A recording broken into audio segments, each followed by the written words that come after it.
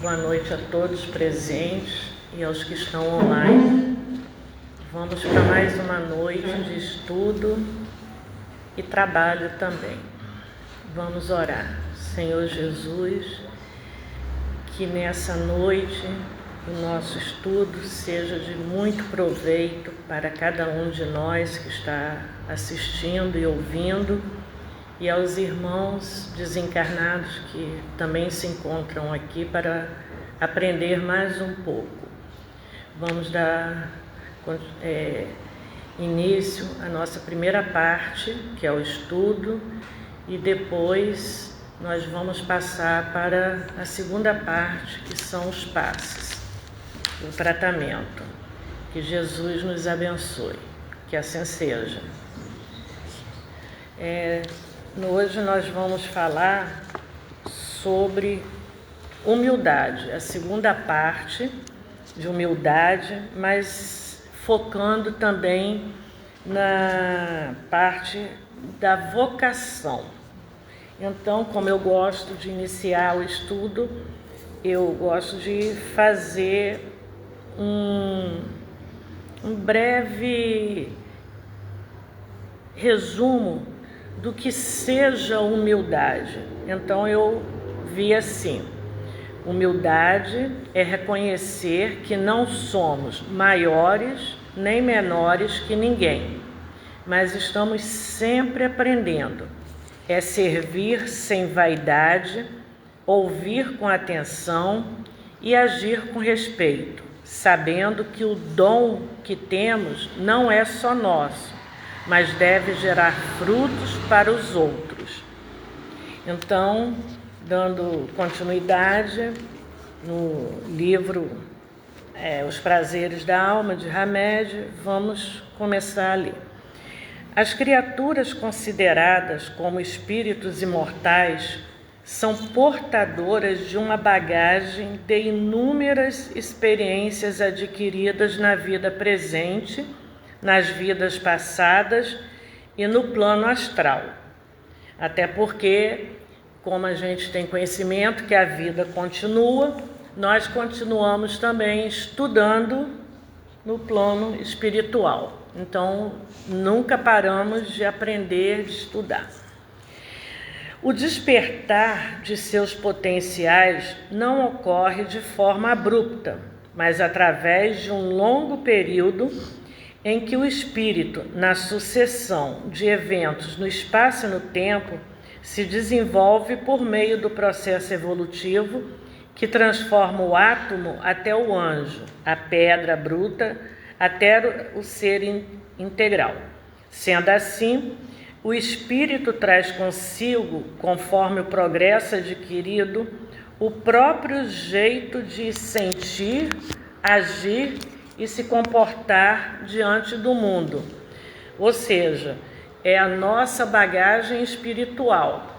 Nós aprendemos aqui, quando retornamos à pátria espiritual, nós já levamos essa bagagem, lá nós aprendemos, estudamos, retornamos, trazendo uma bagagem um pouquinho mais cheia, mais completa. Cada reencarnação nossa, a gente vai adquirindo experiências, vai estudando, vai aprendendo, vai se lapidando, e essa bagagem vai só crescendo de tamanho. E ao retornarmos à escola terrestre, nos processos naturais da reencarnação, apresentaremos em forma de talentos ou predisposições inatas o resultado dos conhecimentos e das vivências adquiridas em tempos remotos, conjunto de valores organizados, interligados que operam como capacidade ou habilidades naturais. Aí ele vem falar da vocação, que são esses talentos, O que é uma vocação? É uma marca de nascença que Deus nos faz em segredo, e um dia, sem nos darmos conta, ela se revelará simples e espontânea. Ou seja, A vocação é o chamado interior, aquilo que nos move. Ela está ligada ao sentido da vida. Todos nós viemos com um dom, uma vocação. Então, isso é o que nos move a viver, a ter um objetivo de vida aqui na Terra. É o que nos dá sentido de vida, né? Então, aqui voltando a ele, fala assim: desde o instante do seu nascimento, a criança traz dentro de si uma determinação superior que alimenta seu desenvolvimento físico, psíquico e espiritual, independente dos obstáculos que se apresentarem em sua caminhada. A gente poderia dar como exemplo essas crianças que a gente diz que são crianças prodígios, né? Um exemplo muito assim, que está muito em evidência na mídia, é o Davi, de 6 anos, que ele se comporta como um médico cardiologista. Ele fala fluentemente todo tipo de... Ele dá o diagnóstico, ele fala os nomes das doenças com todos aqueles termos médicos, né, doutor Paulo? Só quem é médico entende, eu não entendo nada, mas é uma criança de 6 anos que já foi numa faculdade, uma universidade, e os médicos, no caso os cardiologistas, ficaram impressionados com que é natural nele. Ele fala como se ele tivesse anos de estudo. E é uma criança de 6 anos que nem pensa ainda em fazer uma faculdade, ainda está longe de uma faculdade, mas ele sabe tanto quanto um médico formado. Então, o que seria isso? É fruto das experiências passadas e é um dom que se apresenta muito latente nele. Aí tem outros casos de crianças de 4 anos que senta na frente de um piano, toca muito bem, crianças que falam línguas fluentemente, sem nunca ter frequentado uma escola de idiomas.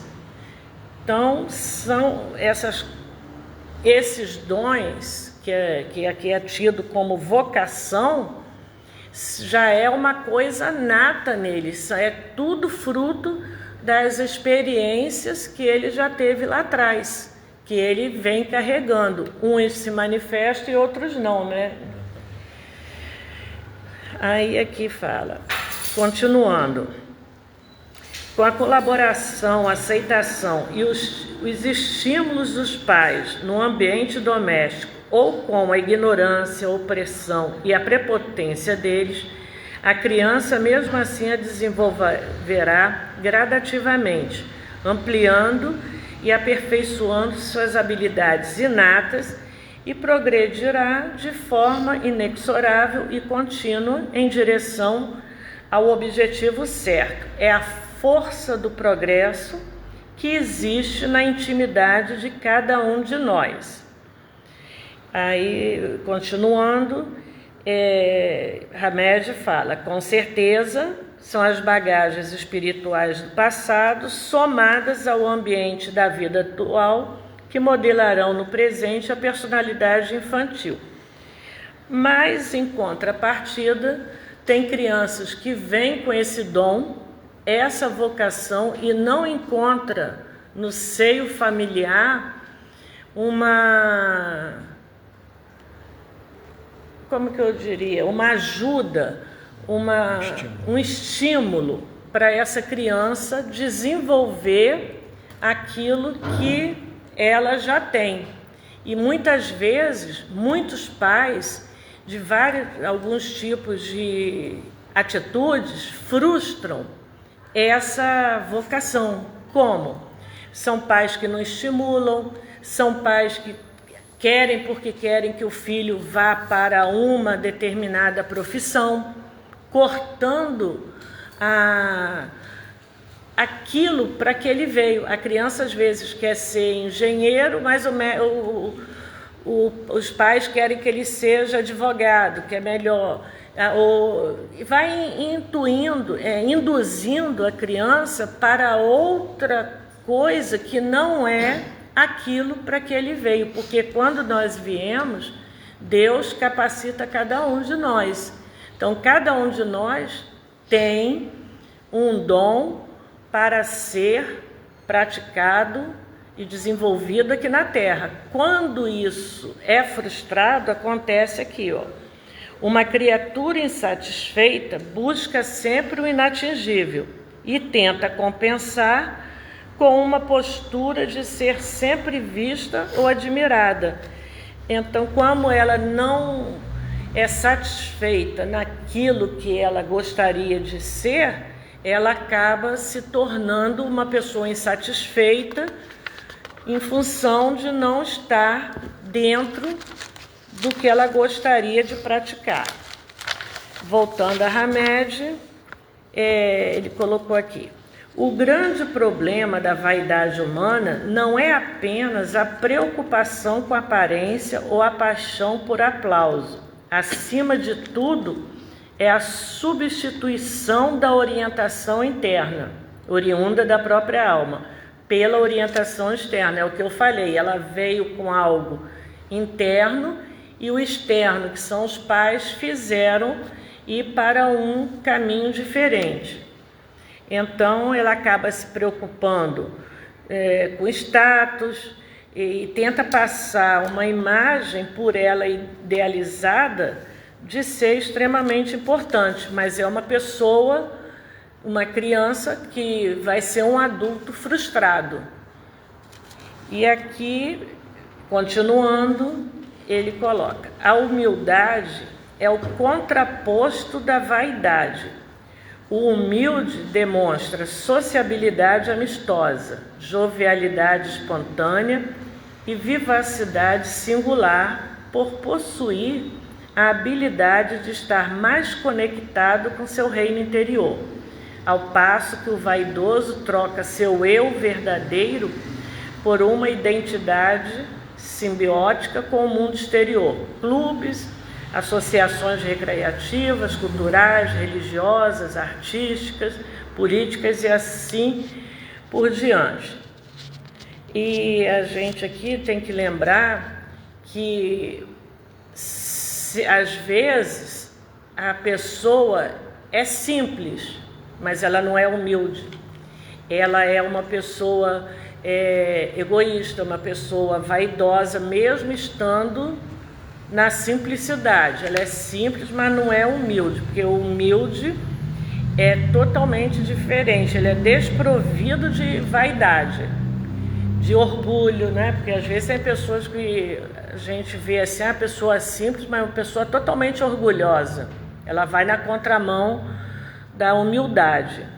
E a gente não deve confundir que, como diz assim na lição anterior, que a simplicidade a gente ainda vê muito como pessoas, que eu coloquei aqui, com inferioridade, submissa, pobre, quando na realidade não é.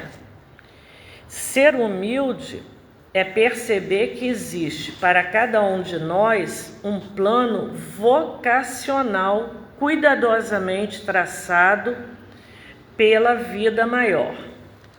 Aí eu fiz um linkzinho aqui de humildade e vocação. A humildade e a vocação juntas, elas formam um caminho de maturidade. A vocação nos mostra o que fazer. A humildade nos ensina como fazer. A vocação sem humildade perde a sua pureza. Quando o dom se torna instrumento de vaidade, ele deixa de servir à vida e passa a servir ao ego. A humildade é o que mantém a vocação enraizada no bem comum. É o reconhecimento de que todo talento é um empréstimo, um sopro divino confiado a nós para florescer em serviço e não em glória pessoal. Ser humilde não é negar o próprio valor, mas entender que o valor só se cumpre plenamente quando se coloca a serviço de Deus. A vocação encontra sua plenitude não nos aplausos, mas na entrega silenciosa. A humildade é a guardiã da vocação e protege o chamado interior das tentações da vaidade, né? Então, às vezes a pessoa tem um dom e quer se mostrar, fica vaidoso, orgulhoso, quando na realidade esse dom quem nos deu foi Deus. Nós trabalhamos através das nossas reencarnações para melhorar aquele dom, para servirmos melhor. Então tudo tem um intuito de servir ao próximo, servir a Deus. E aqui, voltando a Hamed, ele diz que a maior dádiva do humilde é sua confiança na organização divina. Ele se norteia pelo seu guia interior, sabe que tudo está sob o controle harmonioso do universo e por isso não teme entregar as rédeas de sua existência para a soberania das mãos celestes. De modo adverso, o vaidoso é impositivo, impetuoso e intransigente, não respeitando a determinação superior que há nas criaturas e nas criações. Ele se nutre de uma aura de infalibilidade e de uma tendência obstinada em fazer as coisas com perfeição. A humildade não é tão somente uma entre outras qualidades ou potencialidades humanas, é também aquela que salvaguarda todas as demais. E eu fiz aqui também um link, assim, falando sobre humildade, vocação e Jesus. Em Jesus, a vocação encontra seu sentido mais profundo. Ele não veio cumprir um destino imposto, mas responde a um chamado do Pai. A vocação à luz de Jesus é viver de tal forma que nossas ações revelem o amor que nos habita. Jesus não buscou grandezas humanas, buscou fazer a vontade de Deus. Ele, que podia tudo, escolheu o caminho do pouco. Nasceu entre os simples, viveu entre os comuns e morreu entre os injustiçados. Em um mundo que se valoriza quem sobe, Jesus ensinou a descer. Lavou os pés dos discípulos, comeu com os rejeitados, perdoou quem o negou e aceitou ajuda para carregar a cruz. Ele era tão humilde que ele podia fazer sozinho. Jesus podia tudo, mas ele não fez tudo. Ele sempre dividiu com os outros e ensinou, né? Sua humildade é o espelho do amor que não busca ser admirado, mas compreendido e partilhado.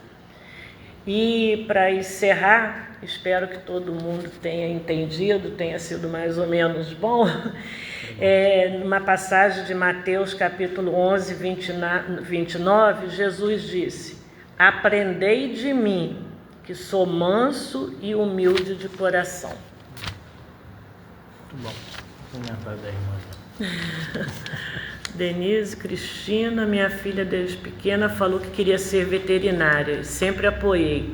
E hoje já tem 10 anos de formada pela minha mãe, todos aqui seriam advogados, até ela, minha filha. E ela fala que ela é frustrada, nunca pôde fazer o que queria. Pois é, eu tenho uma experiência também nisso, Denise, porque o meu neto, desde pequeno, falou que queria ser médico cirurgião. E ele está no 3º ano, terminando o 3º ano de faculdade, e sexta-feira passada, ele teve uma aula dentro do centro cirúrgico, ele saiu de lá assim, extasiado e com mais convicto de que realmente é isso que ele quer. Então, com certeza, são experiências já adquiridas, e quando a gente vem com essa certeza do que a gente quer, é porque já está bem sedimentado em nós o nosso dom, a nossa vocação e para que a gente veio. Não é? Alguém quer fazer alguma pergunta? Não? Estamos já no horário. Eu tentei que meu filho fosse médico. Tirei da escola técnica, botei no pré-vestibular para fazer medicina. O outro foi médico. Aí tirei, mudei o caminho todo. Depois acabou fazendo engenharia, que ele sempre quis. Voltou para a escola técnica, fez escola técnica. E hoje é engenheiro. Não teve jeito. Mas quando a pessoa já vem com isso muito latente, os caminhos eles vão se desviando, mas acaba chegando sempre naquele que está determinado para ele. Pois é, e com isso nós vamos assim dando por encerrado esse primeiro momento de estudo, de reflexão, agradecendo a Deus, aos amigos espirituais que com certeza me ajudaram, me intuíram também, que eles possam, nesse segundo momento, que é o tratamento, nos capacitar a dar o nosso melhor para que as pessoas que entrem ali para o tratamento recebam o passe, recebam tudo de acordo com as suas necessidades. Que Jesus nos abençoe. Graças a Deus.